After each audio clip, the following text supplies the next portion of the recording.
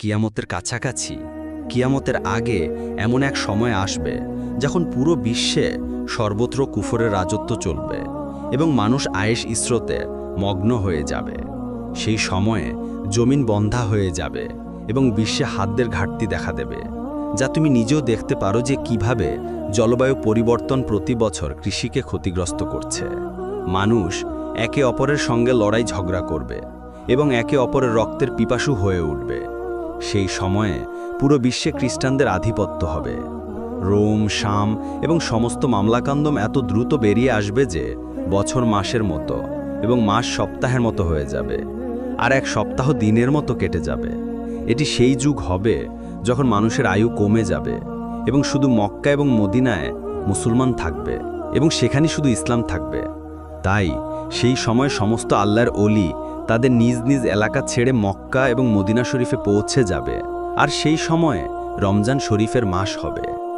তোমরা আমার প্রিয় বন্ধুরা, কিয়ামত পার্ট 3-এ তোমরা হযরত ইমাম মাহদী আলাইহিসসালাম সম্পর্কে সম্পূর্ণ তথ্য জানতে যাচ্ছ।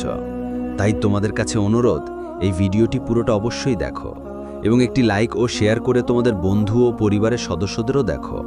আর হ্যাঁ, তোমাদের সবার দোয়া ও সমর্থনের কারণে আমরা 10,000-এর একটি পরিবার হয়ে গেছি। এজন্য হৃদয় থেকে ধন্যবাদ। তো আমার ভাইয়েরা, কিয়ামতের বড় নিশানাগুলোর মধ্যে প্রথম নিশানি হলো এই যে ইরাক ও শাম ধ্বংস হয়ে যাবে। ইরাক ও শাম ধ্বংস হচ্ছে, এর ধ্বংসে কোনো সন্দেহ নেই।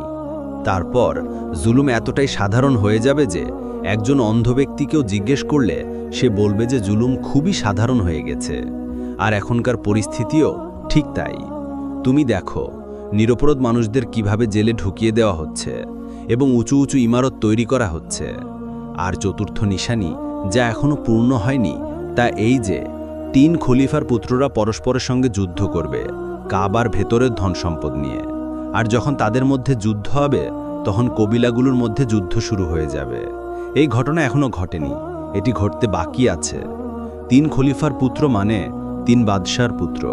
তারা ভিন্ন ভিন্ন দেশের বাদশাও হতে পারে, অথবা অতীতের কোনো বাদশাও হতে পারে, অথবা এমন পুত্র হতে পারে যাদের দূরের পূর্বপুরুষদের মধ্যে কেউ বাদশা ছিল, অথবা ঠিক কোনো নিকটবর্তী বাদশার পুত্রও হতে পারে। এটি এখনো ঘটেনি এবং এটি কখন ঘটবে তা নিয়ে কেউ নিশ্চিতভাবে কিছু বলতে পারে না, কারণ পরিস্থিতি এমন যে কখন আগুন জ্বলে উঠবে তা কেউ নিশ্চিতভাবে বলতে পারে না। এই নিশানি যখন পূর্ণ হবে তখন তারা কাবার ধন সম্পদ নিয়ে যুদ্ধ করবে, যা কাবার নিচে সমাহিত আছে বা সমাহিত করা হবে। এই বিষয়ে হাদিসে কোনো স্পষ্ট বর্ণনা নেই।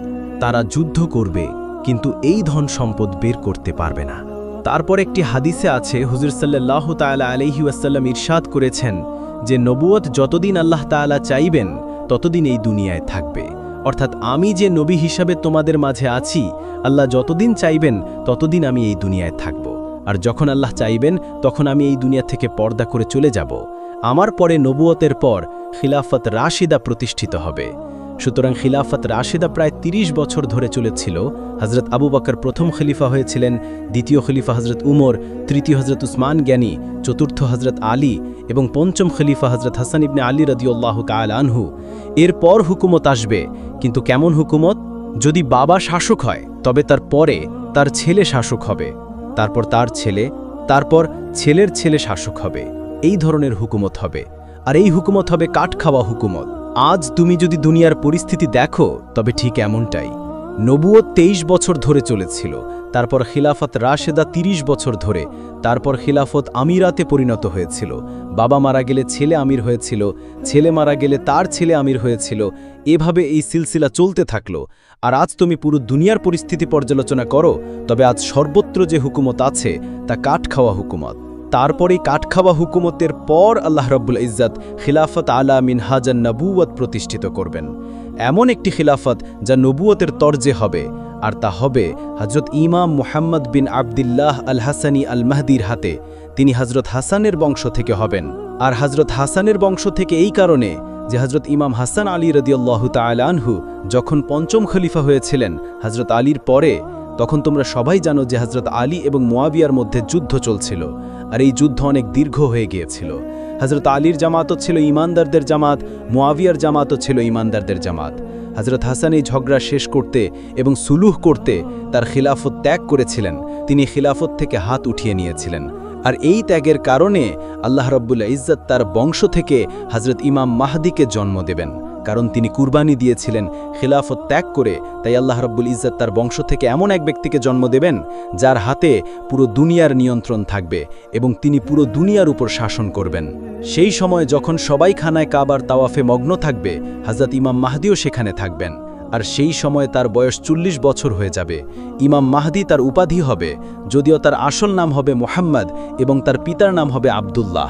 তার নাক হবে পাতলা ও উঁচু, কপাল হবে উজ্জ্বল ও নুরানি, তার রং হবে আরবদের মতো, তার ডান গালে একটি তিল থাকবে, তার স্বভাব হবে হুজুর আলাইহিসসালাতু ওয়াসসালামের মতো, তার স্বভাবে মিথ্যা, উদারতা, রহমত ও দয়া অপরিমিত থাকবে। ইমাম মাহদি আলাইহিস সালামকে ওলিরা চিনবেন এবং তাকে খুঁজবেন। এই ওলিরা হবে বিশ্বের বিভিন্ন দেশের ওলামা, যারা হজের সময় সেখানে আসবেন। তাদের মনে একটি চিন্তা থাকবে যে পুরো দুনিয়ার যে পরিস্থিতি হয়ে গেছে, জুলুম, হত্যা, লুটপাট এবং আরবের মধ্যে যে রক্তপাত চলছে তা বন্ধ হয়ে যাক, আল্লাহ তাআলা ইমাম মাহদিকে পাঠিয়ে দিন। তারা ইমাম মাহদিকে খুঁজতে থাকবেন। ইমাম মাহদি মদিনায় এই হত্যা ও লুটপাট দেখবেন, কিন্তু সেই সময়ে তিনিও জানবেন না যে তিনি মাহদি। তিনি মক্কায় পানাহগুজির দিকে চলে আসবেন এবং মক্কায় অবস্থান করবেন। তখন তিনি জানতে পারবেন যে কিছু উলামা এমন একজন ব্যক্তির খোঁজ করছে যার নাম মুহাম্মদ এবং পিতার নাম আব্দুল্লাহ। তখন তিনি ভয় পাবেন যে তারা আমাকে ধরে না ফেলে, তাই ভয়ে তিনি আবার মদিনায় চলে যাবেন। তখন এই উলামারাও মদিনায় পৌঁছে যাবেন। ইমাম মাহদি আলাইহিস সালাম জানতে পারবেন যে তারা তাকে খুঁজতে খুঁজতে মদিনায় চলে এসেছে, তাই তিনি আবার ভয়ে মক্কায় চলে আসবেন। যখন তিনি মক্কায় আসবেন তখন এই উলামারা আবার মক্কায় ফিরে আসবেন। আর সেই সময়ে তিনি কাবার দেয়ালের সঙ্গে লেগে দোয়া করছিলেন। তখন তারা পৌঁছে বলবেন, আপনি ইমাম মাহদি, আপনি বায়াত করুন। ইমাম মাহদি আলাইহিস সালাম ঘাবড়ে যাবেন এবং বলবেন যে না, আমি সেই ব্যক্তি নই, আমি তো একজন আনসারের লোক। উলামারা বলবেন, আপনি আমাদের থেকে পালাতে পারবেন না, আপনি বহুবার পালিয়েছেন। এখন যদি আপনি পালান এবং বায়াত না নেন, তবে এই উম্মতের রক্তপাত আপনার গর্দানে থাকবে। তখন তিনি ঘাবড়ে বায়াত নেবেন। যখন তিনি বায়াত নেবেন তখন বিশ্বের বিভিন্ন অঞ্চলের 7 জন উলামা তাকে খুঁজতে সবার আগে থাকবেন। আর সেই সময়ে যখন তিনি বায়াত করবেন তখন তার সেনাবাহিনী গঠিত হবে, যা প্রায় 15,000-এর একটি দল হবে। আর সেই সময় আকাশ থেকে আওয়াজ আসবে, এই হলো আল্লাহর খলিফা মাহদি। তারপর পুরো বিশ্বে একটি হইচই পড়ে যাবে। জাহির হলো যে এখন হইচই ছড়ানো খুব সহজ। সোশ্যাল মিডিয়ার মাধ্যমে, টিভির মাধ্যমে, নিউজ পেপারের মাধ্যমে খবর ছড়িয়ে পড়বে যে ইমাম মাহদি এখন প্রকাশিত হয়েছেন। ইমাম মাহদি যখন প্রকাশিত হবেন তখন তিনি তার প্রকাশের আগে কোনো অসাধারণ ব্যক্তিত্ব হবেন না। আর সেই সময়ে হাদিস পাকে এসছে যে আল্লাহ তাআলা এক রাতের মধ্যে তাকে সমস্ত ক্ষমতা দান করবেন। উম্মতকে কিভাবে নিয়ে চলতে হবে, উম্মতের নেতৃত্ব কিভাবে করতে হবে, উম্মতের লাগাম কিভাবে ধরতে হবে, এই সব কিছু আল্লাহ তাআলা তাকে এক রাতের মধ্যে শিখিয়ে দেবেন। কিন্তু তারপর কুরাইশ থেকে একজন ব্যক্তি বের হবে এবং সে আহলে শান থেকে একটি সেনাবাহিনী নিয়ে ইমাম মাহদি আলাইহিস সালামকে হত্যা করতে আসবে। কিন্তু আল্লাহ সে সেনাবাহিনীকে মক্কা ও মদিনার মাঝে মরুভূমিতে ধ্বংস করে দেবেন। যখন মানুষ এটি দেখবে তখন শাম থেকে আল্লাহর ওলি এবং ইরাকের সারা মানুষরা তার কাছে আসবে এবং তার বায়াত করবে। ইমাম মাহদি আলাইহিস সালামের দরজায় শুকনো কাঠ মাটিতে পুঁতলে তা থেকে সবুজ ডালপালা ও পাতা বের হতে শুরু করবে। আর কেউ যদি কোনো নিশানির কথা জিজ্ঞেস করে তবে তিনি আকাশে উড়ন্ত পাখির দিকে ইশারা করবেন এবং সেই পাখি এসে তার হাতে বসবে। আর বনি ইসরায়েলের মতো তার জন্য নদী ফেটে যাবে। তার আগমনে জমির ন্যায় পরায়ণতায় ভরে যাবে, যেমনটি আগে জুলুমে ভরা ছিল। সর্বত্র ন্যায় ও ইনসাফ হবে। জমিন ও আকাশের বাসিন্দারা সবাই তার প্রতি সন্তুষ্ট হবে। আকাশ তার সমস্ত বৃষ্টি ঝরাবে এবং জমিন তার সমস্ত ফসল বের করে দেবে। এমনকি জীবিত মানুষরা আকাঙ্ক্ষা করবে যে যারা আগে দারিদ্র্য ও জুলুমের অবস্থায় এই দুনিয়ার থেকে চলে গেছে তারা যদি এই অবস্থা দেখতে পেত। সর্বত্র সমৃদ্ধির যুগ হবে। আর সেই সময়ে পরিস্থিতি এমন হবে যে সর্বত্র শান্তি ও নিরাপত্তা থাকবে। জুলুম ও অত্যাচারের অবসান হবে এবং প্রত্যেকে সন্তুষ্ট থাকবে। কারো কোনো কিছুর প্রয়োজন হবে না। আর ইনসাফ সাধারণ হবে। আর হ্যাঁ, সে সময়ে ইমাম মাহদির সঙ্গে দেওয়ার জন্য খুরাসান থেকে কালো পতাকা উড়িয়ে একটি সেনাবাহিনী চলবে, যা ইমাম মাহদির সেনাবাহিনীর সঙ্গে মিলিত হবে। আজকে সময়ে খুরাসানের এলাকায় Iran, Afghanistan, Tajikistan, Turkmenistan, Uzbekistan এবং পাকিস্তানের কিছু অংশ অন্তর্ভুক্ত। খুরাসানের এলাকায় যত শহর আছে তাদের মধ্যে একটি জিনিস মিল আছে, এই শহরগুলো খুব বেশি উন্নত নয়। খুরাসানের বেশিরভাগ এলাকা পাহাড়ি ও বালুকাময়।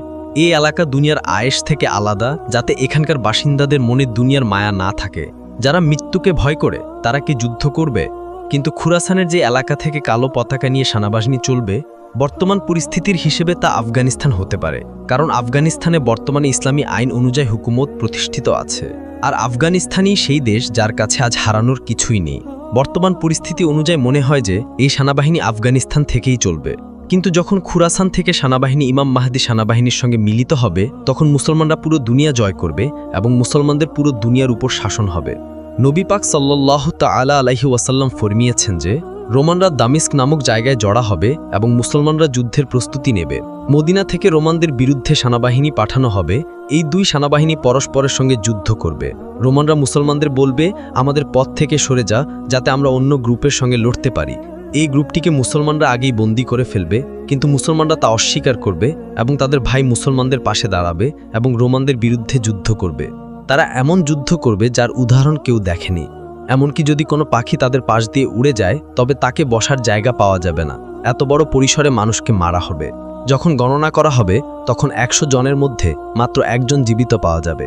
এই যুদ্ধে মুসলমানদের 3টি অংশের মধ্যে একটি অংশ ভয়ে যুদ্ধ ছেড়ে পালিয়ে যাবে, যাদের আল্লাহ কখনো মাফ করবেন না। একটি অংশ শহীদ হবে, যারা আল্লাহর নজরে সেরা শহীদ হবে। আর শেষ অংশ যুদ্ধে জয়ী হবে এবং তারা কুস্তুনতুনিয়া জয় করবে। যুদ্ধ শেষ হওয়ার পর যখন মুসলমানরা মাল গনিমতে মগ্ন থাকবে, তখন শয়তান চিৎকার করে বলবে, দাজ্জাল তোমাদের ঘরে তোমাদের জায়গা নিয়ে নিয়েছে। এতে মুসলমানদের মধ্যে হইচই পড়ে যাবে এবং তারা বেরিয়ে পড়বে, কিন্তু এর কোনো ফল হবে না।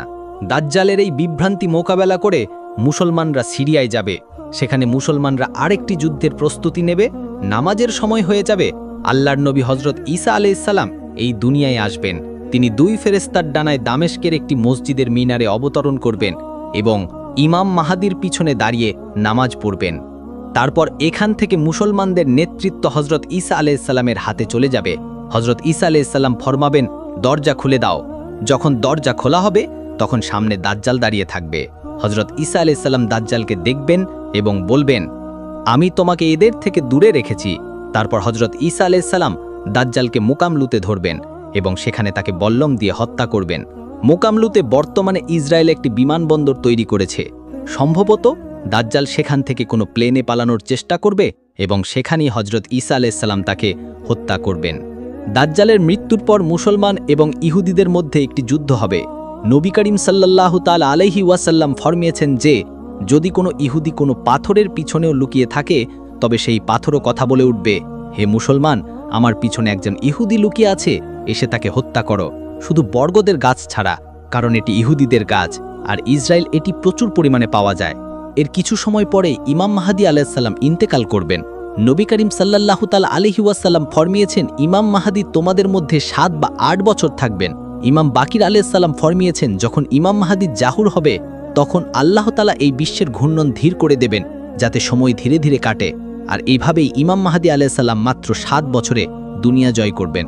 তারপর হজরত ঈসা আলাইহিস সালাম কুরআনের আইন এবং একজন ন্যায়পরায়ণ শাসক হিসেবে মানুষের মধ্যে ন্যায়ের সঙ্গে ফয়সালা করবেন। তিনি ক্রুশ ভেঙে দেবেন, শুকর মেরে ফেলবেন এবং জিজিয়া তুলে দেবেন। তারপর ইয়াজুজ মাজুজের আগমন হবে। তোমরা সাবস্ক্রাইব করো। পরবর্তী ভিডিওতে কিয়ামতের নিশানি দাজ্জাল এবং ইয়াজুজ মাজুজ।